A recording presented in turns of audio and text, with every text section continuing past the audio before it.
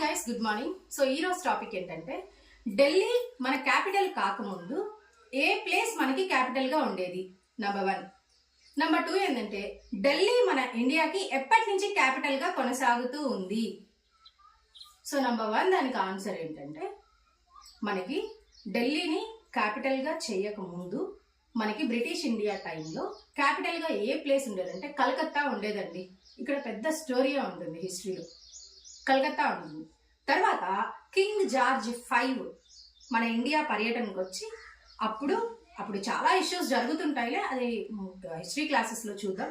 So అప్పుడు ఢిల్లీని 1911 December 12న మనకి క్యాపిటల్గా ప్రకటిస్తారండి. 1912 నుంచి సో అది క్యాపిటల్గా కొనసాగుతూ ఉంది. ఈ ఢిల్లీకి డిజైన్ ఆర్కిటెక్చర్ ఒక ఇంపార్టెంట్ పర్సన్ ఉన్నాడని, ఎడ్వర్డ్ లుటియన్స్. ఆయన దాన్ని డిజైన్ చేస్తాడు. ఇది ఒక పాయింట్. నెక్స్ట్ రెండో పాయింట్ ఏంటంటే న్యూఢిల్లీగా ఎప్పుడు మారింది?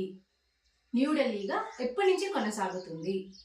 సో 1931 దగ్గర నుంచి న్యూఢిల్లీని క్యాపిటల్గా మార్చుకోవడం జరగడం జరిగింది.